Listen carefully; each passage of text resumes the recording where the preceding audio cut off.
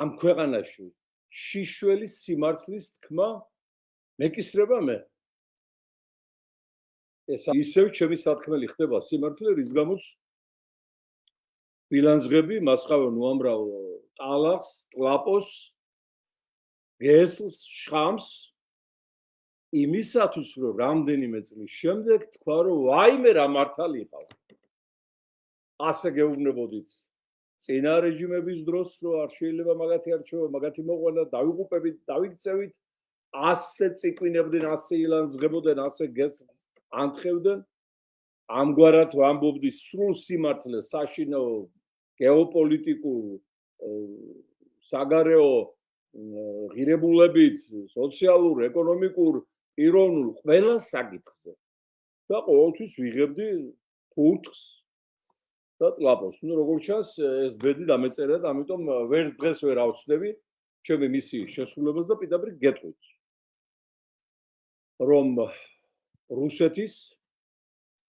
სპეცოპერაცია სახელწოდებით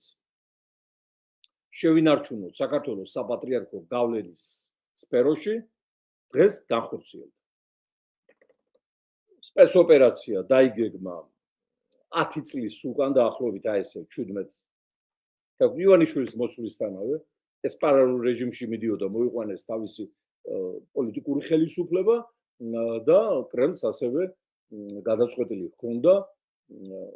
საპატრიარქოს ტახტზეც თავისი აღეზევებინა,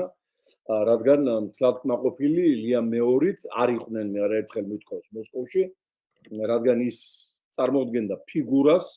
რომელსაც იოლად ვერ მართავდი, ხელს ვერ წამოარტყავდი, კი იყო საპატრიარქო მაშინაც პრორუსული გავლენების მატარებელი და იქაური გადახრებით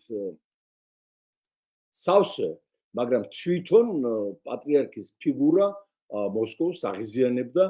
უმართავობის და დაუპროგნოზებლობის გამო, როგორც თვლიან კრემლის წრეებში და ეს მე ახლა პირადადაც მომისმენია მოლაპარაკებებისა თუ შეხვედრების თუ ისეთ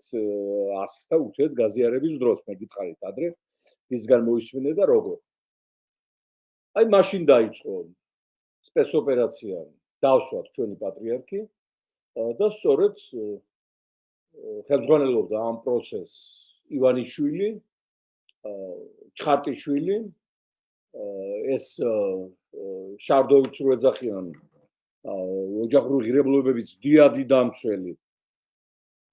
ისე რა ქვია ვასაძე,